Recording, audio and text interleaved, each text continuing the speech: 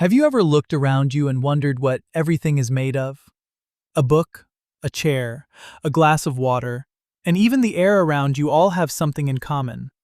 They are all made of matter. Matter is anything that has mass and takes up space.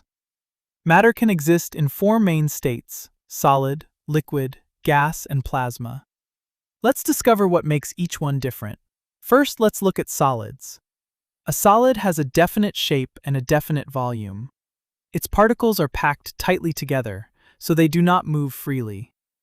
Think about a rock. You can pick it up and move it, but its shape stays the same. Books and laptops are also examples of solids. Now let's move on to liquids. Unlike a solid, a liquid does not have a definite shape. Instead, it takes the shape of its container. Pour water into a glass, and it takes the shape of the glass.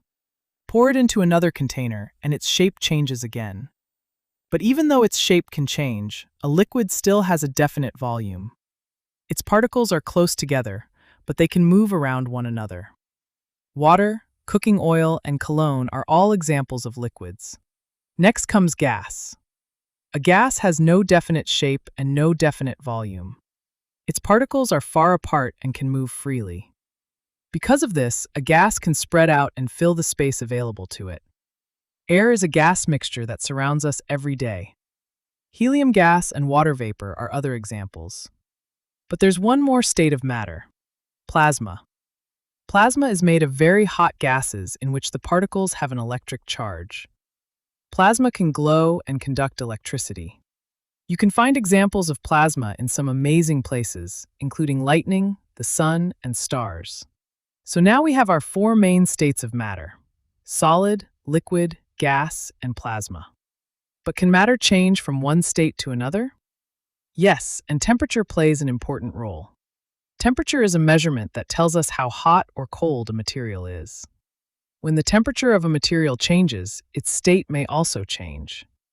These transformations are called changes in state. Let's start with melting. Melting is the process in which a solid is heated and changes into a liquid. This happens when the material reaches its melting point. For example, an ice cube melts and becomes liquid water. Wax from a candle can also melt when it is heated. But what happens if we go in the opposite direction?